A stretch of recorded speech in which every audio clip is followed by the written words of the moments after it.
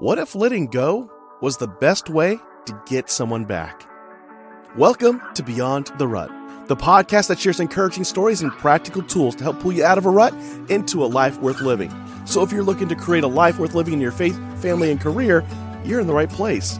I'm your host, Jerry Dugan, and in this episode, we're going to be joined by speaker, author, and coach, Marsha Vanwynsberghe. Now, Marsha's going to share with us her story of when her two boys at a young age got addicted and involved heavily with drugs.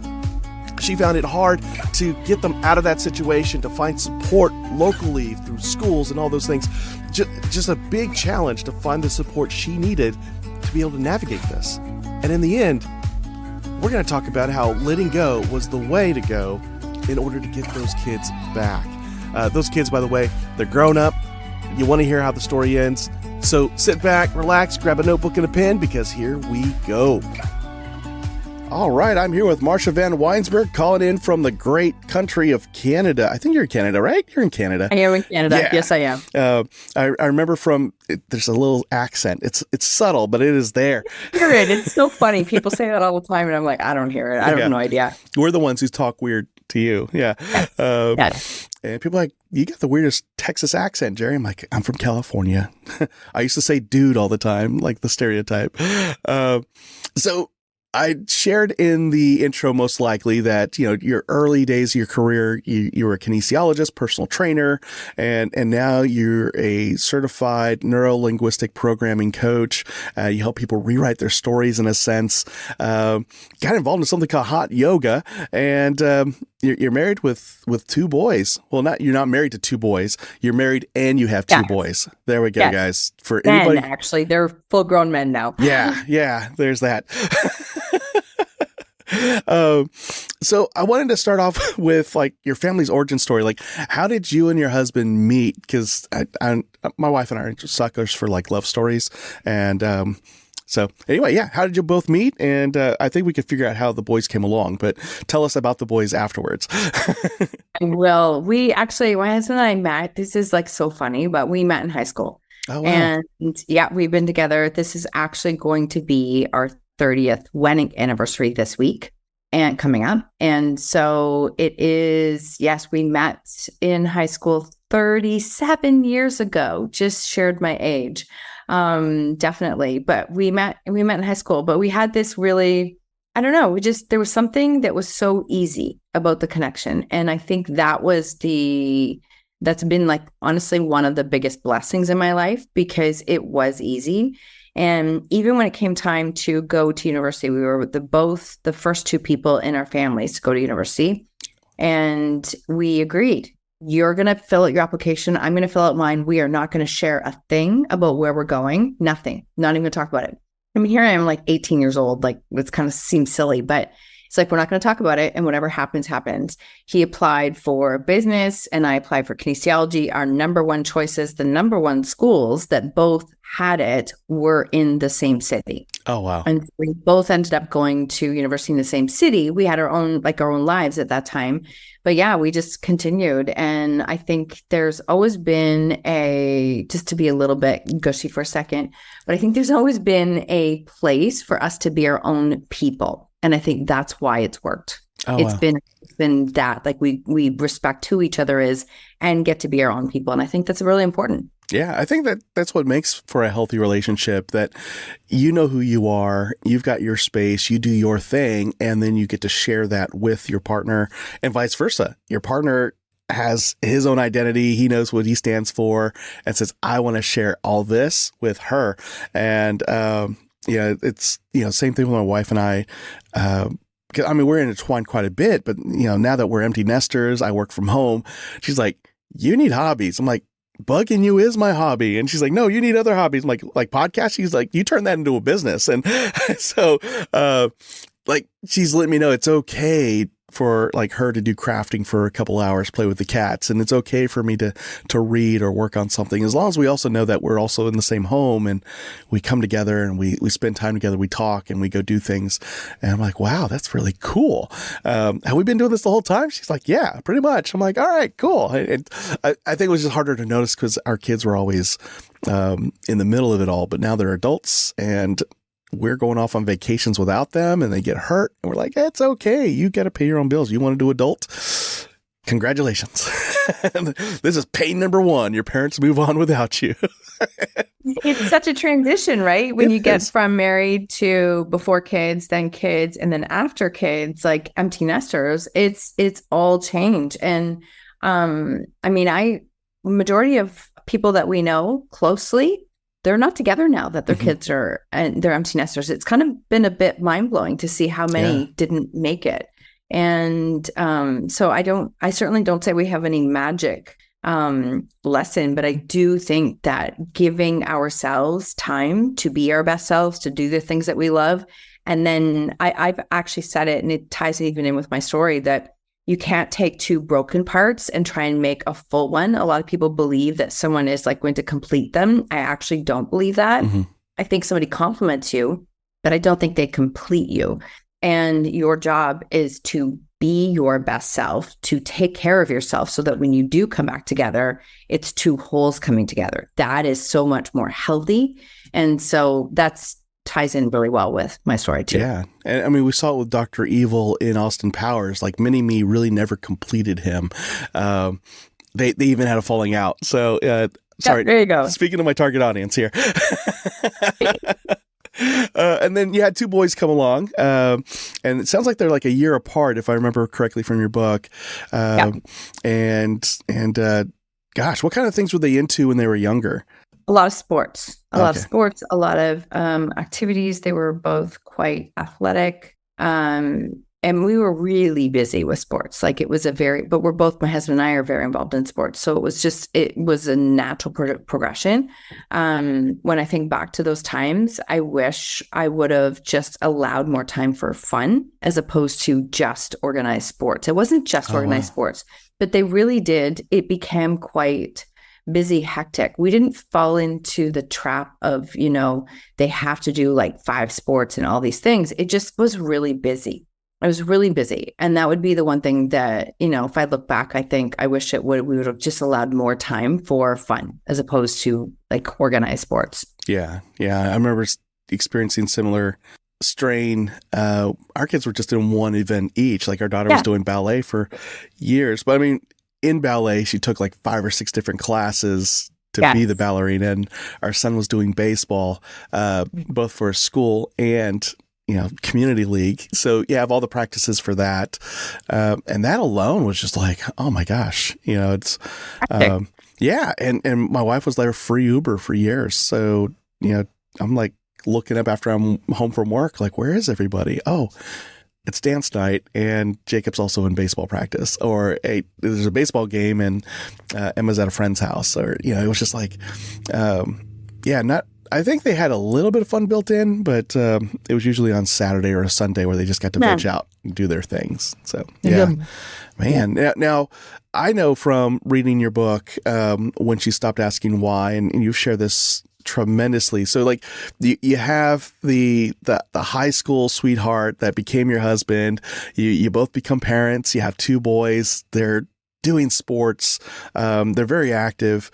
And then things take a darker turn, and that's where your story picks up right away. The book, When She Stopped Asking Why, and it's one of those things that parents really fear, and it's they take on, not you, but the children get involved in some things that you really wish they never discovered in the first place. And can you talk us through a little bit about what happened and like the struggle you faced as the parent?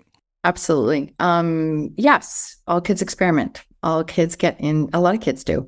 And ours didn't go that route. It didn't resemble just an experiment. It kind of came, we had drugs come into our life and it just continued to grow like a monster. Came out of left field. Never, ever, ever, ever, ever saw it coming. I do believe that it was almost a perfect storm, if I can say that. I think it was a perfect storm of time in the sense that kids, and I'm going to say here in Canada, I don't know what it's like now, but then they had all of the rights and no responsibilities, and parents had all the responsibilities and no rights. So it was like actually a terrible storm at the time. And so, here they are over 12 years old, not having to, if they're not going to school regularly at that time, they couldn't fail them. They were not, I couldn't make a doctor's appointment for them. They had to make it themselves.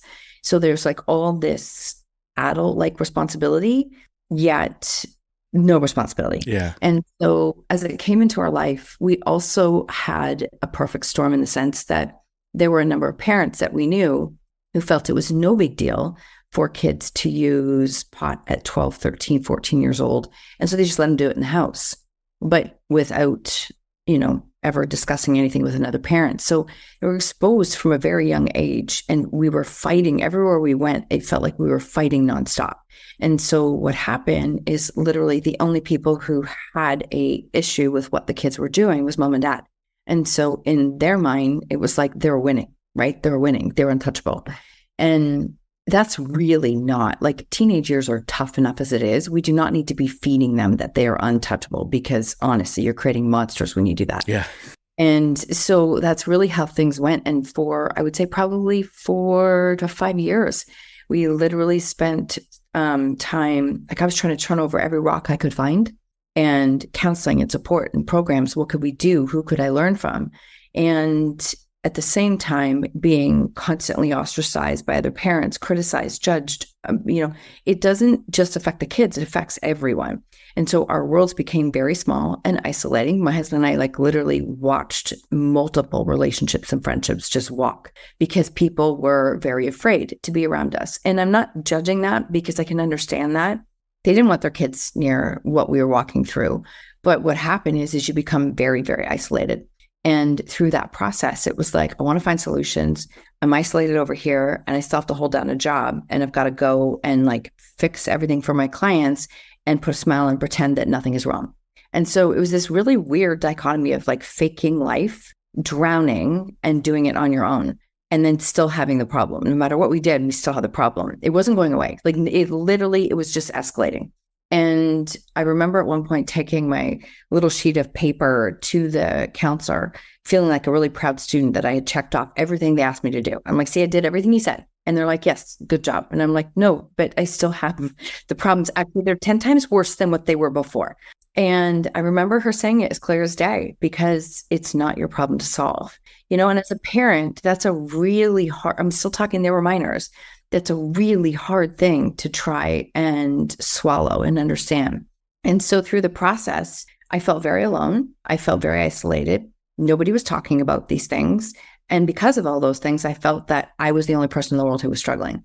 And a counselor pointed me towards a Facebook group. She's like, go find a Facebook group, see if there's other parents involved. And the very first group I found had 100,000 moms in it. And that was my moment that I went, wait, what? Wow.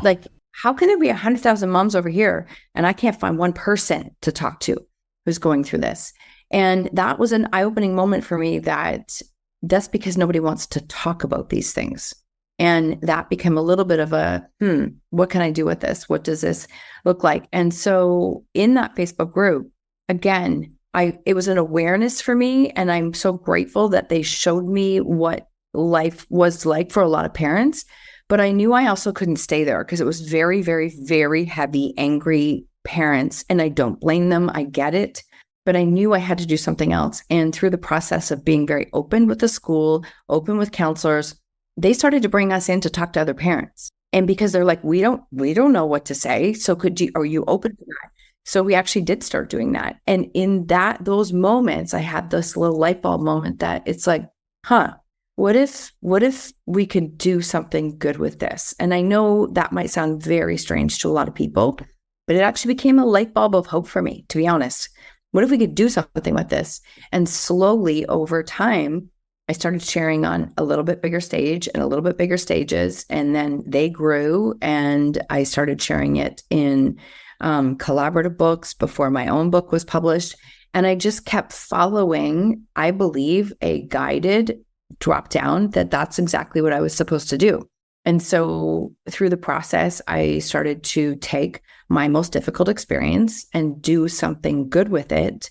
And what I didn't realize is that I was going to start to find my tribe, my people who were like, oh my God, that's my story. And I love what you're doing. And can you show me how to share a vulnerable story? and all while learning how to heal myself on levels that I never knew was possible. So it's, we as humans, we're so funny. We don't like to start something until we've got all the hows figured out, which we're actually never supposed to have anyways.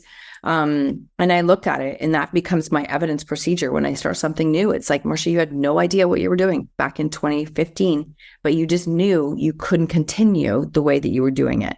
And so that's really how the journey has unfolded. Yeah.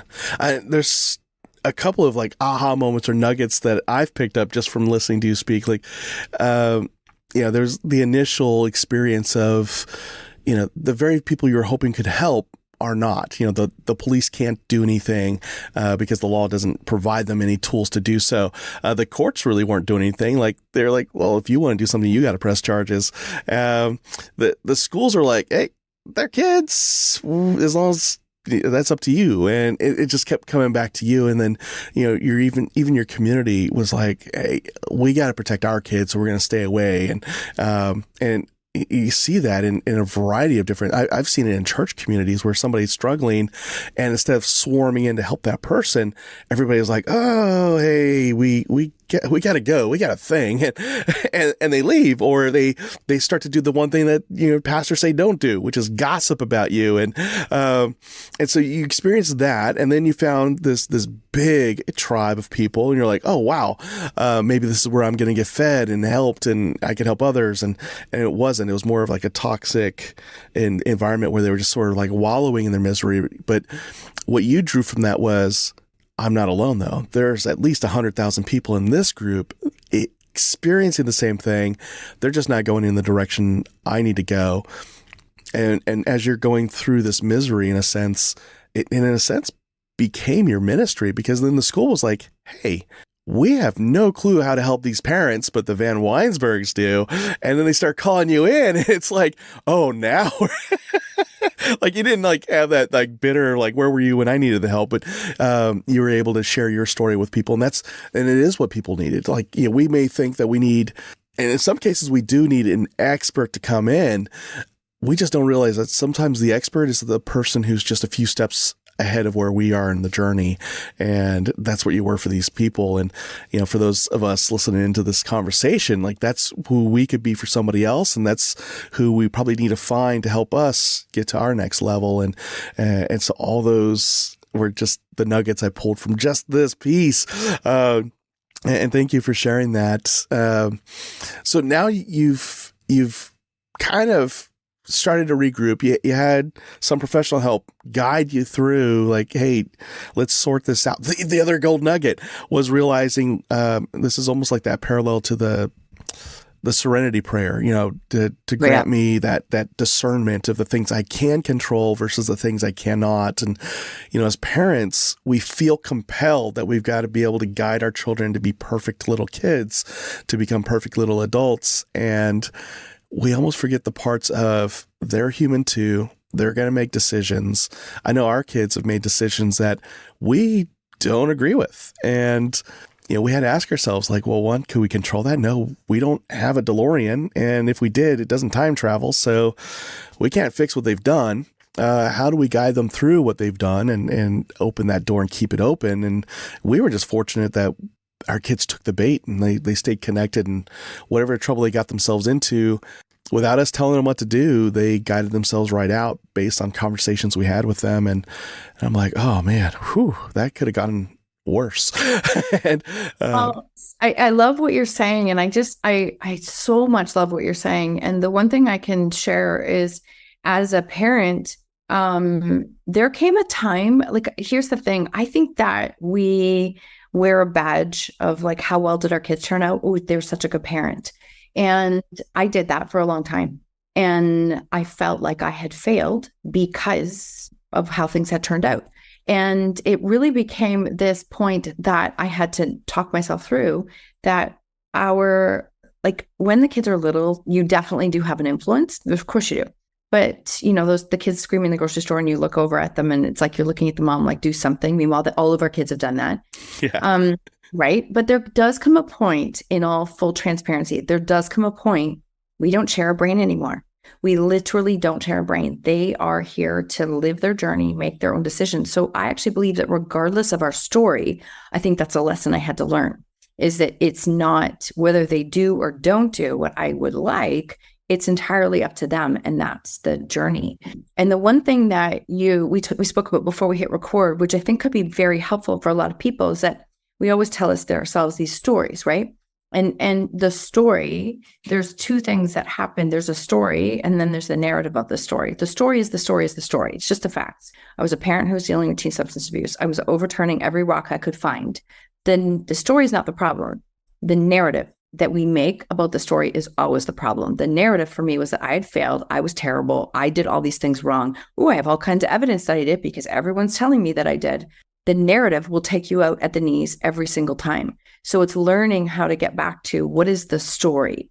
And then from there, you can always change the narrative because you can always change how you see things. And so that is something I still practice that every day. I will say something, I will make a meaning about something. And I'm like, wait, is that the story? Or no, that's the narrative again. Jeez, Marsha, here we go again. It's the narrative. It will knock you down every single time. Yeah. Yeah. And it's not always something as dire as what you were experiencing either. It could be something like, the team for this podcast, Beyond the Rut, our year one goal was to write a book, and the book would be the manifesto for the show, and it'd be something we can hand out to people. This is what the show stands for. Why don't you give us a listen? 7 years go by.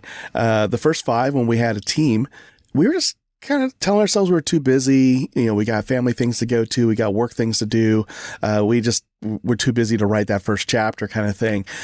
But then when it was just me, another 2 years go by and it's still like, okay, so why are you still not writing your book? And these are friends asking me. They're like, it's a goal of yours. It's on your bucket list. You shared your bucket list with us.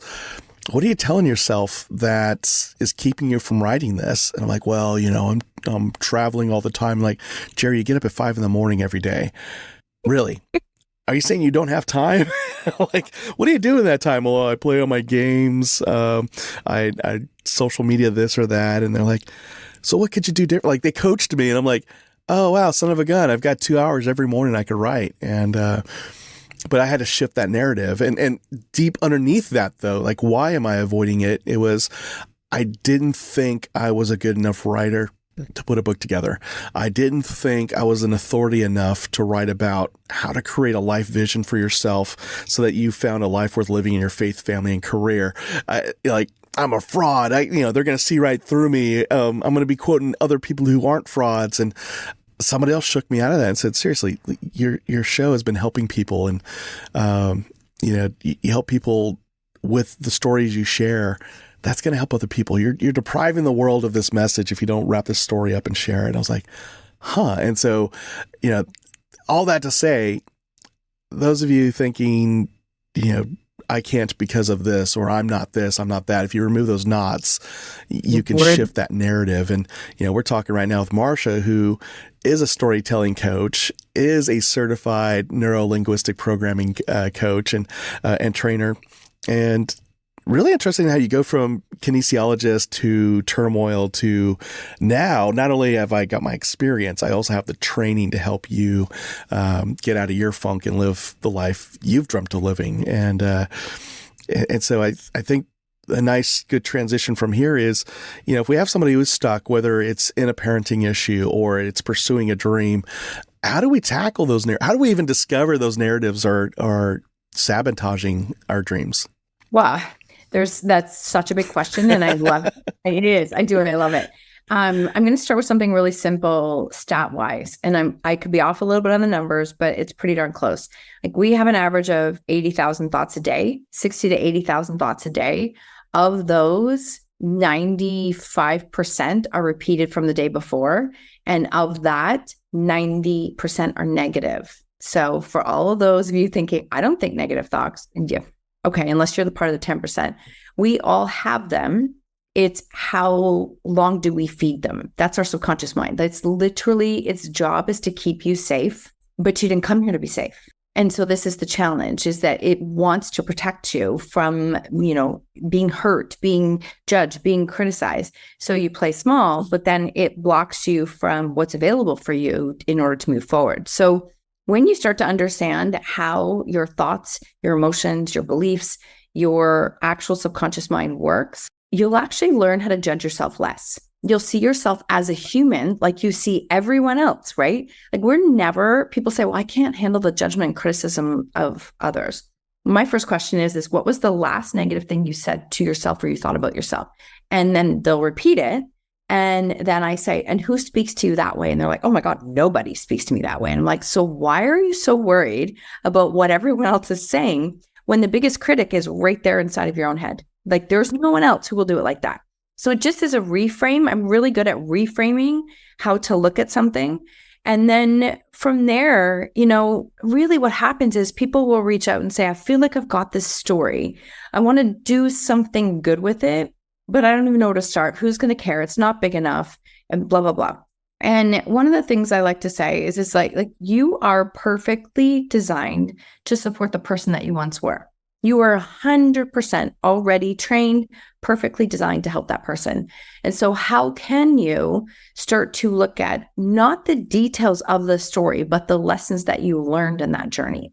You've read my book. I wrote that 6 years ago, almost 7. And I've even changed and grown a lot since then. But my point is that the story is, I was a parent who dealt with teen substance abuse. The lessons from it are far and wide. Sometimes the amount of the story that I share is that on a podcast. I was a parent who dealt with teen substance abuse. I don't give a lot of details. You don't have to. Everybody's trying to figure out how do I tell the story? What do I do? And I'm like, you don't actually even have to share much. But vulnerability requires that you share who you are, what you have experienced. You become the mirror so that the people who are meant to hear your message and see you, they get to, because you're allowing yourself to be seen. That's really what it comes down to. Is it scary? Yes. Is it hard? Yes. Is it hard to sit and do nothing and stay in a miserable mindset? Yes. You get to choose your hard. You literally get to always choose your hard. And I say that all the time. And so I feel like if you are somebody who's listening and it's like, I want to do something really good with my story, it's possible. It's very possible. Sometimes it's a podcast. Sometimes it's a coaching business. Sometimes it's a book. But I really feel deep down that we all are walking around with these stories thinking we're the only person in the world who's struggling, and we're not. We're afraid to share and show up and be seen. And actually, deep down, that's what we're craving the most. We're craving connection and belonging and, getting to know others.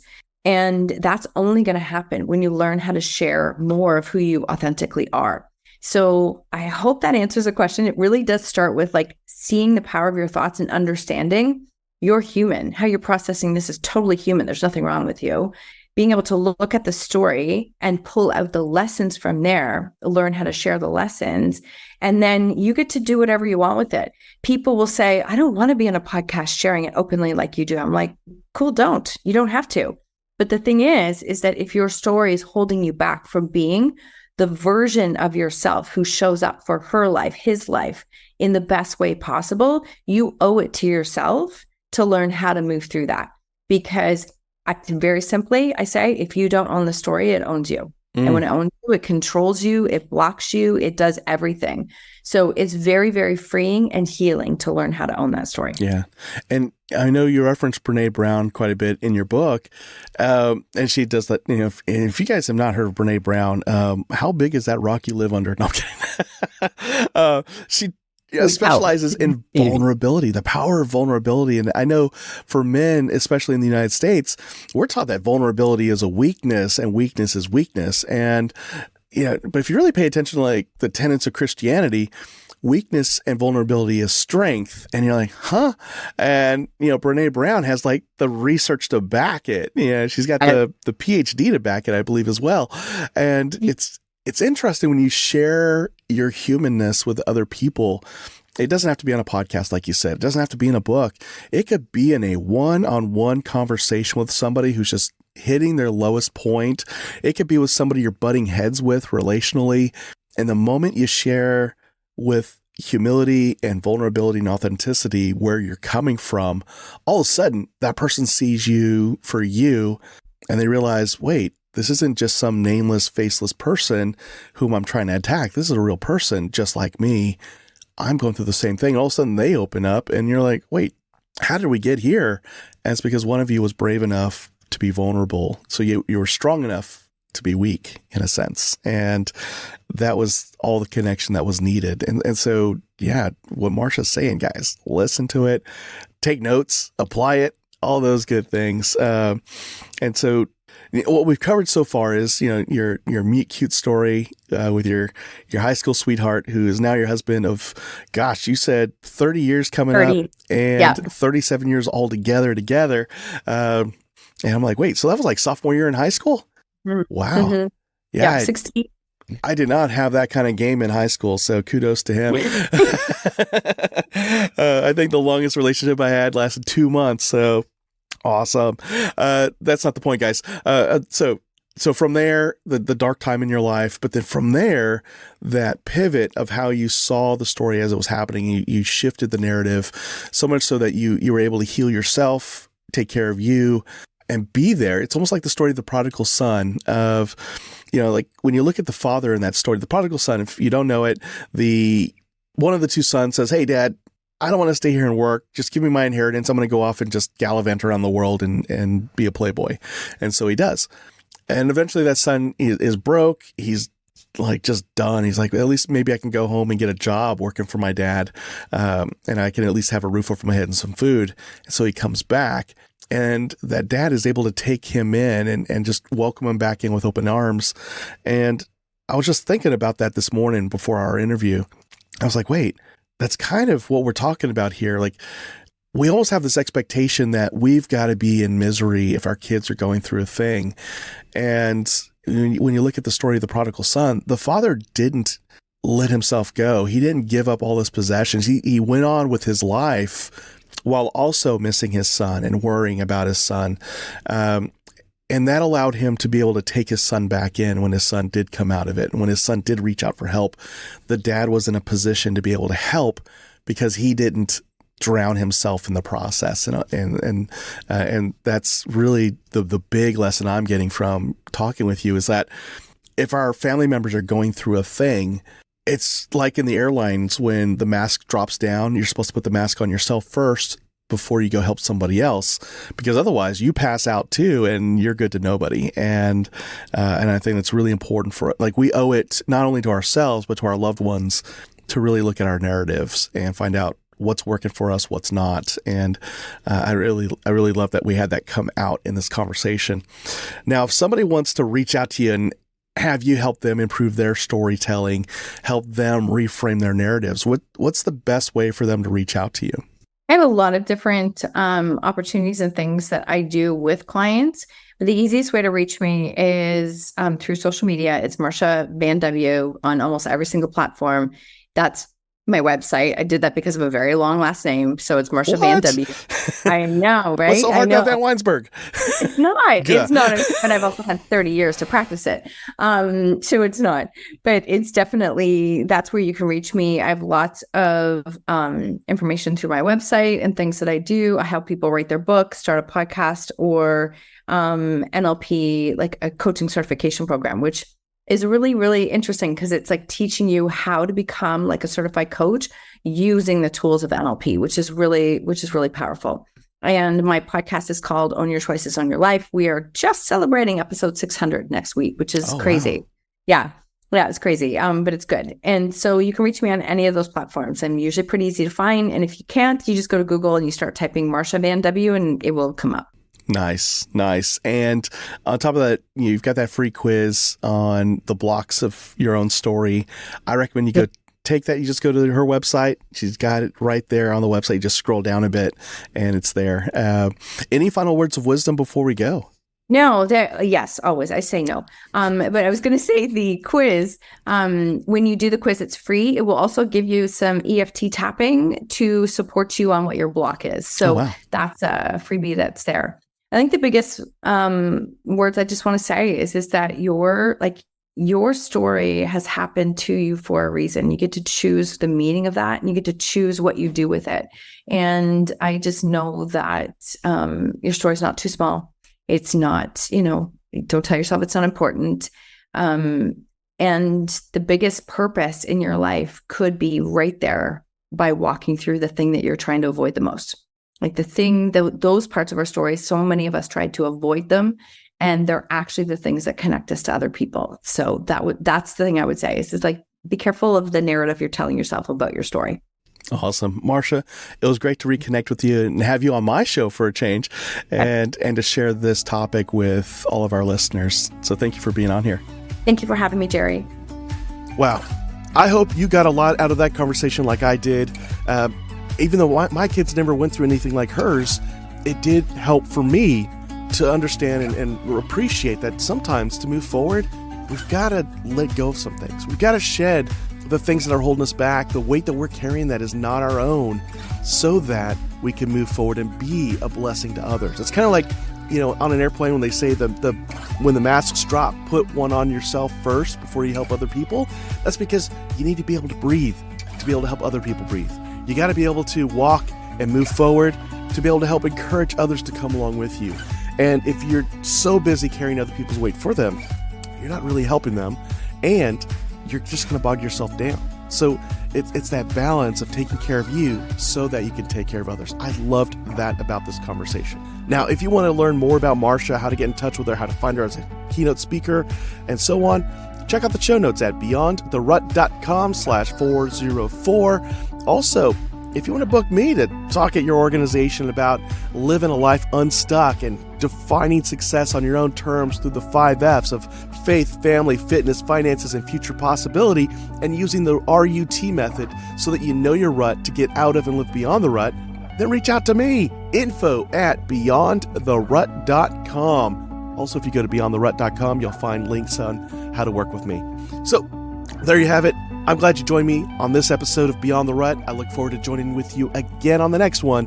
But until then, go live life beyond the rut. Take care.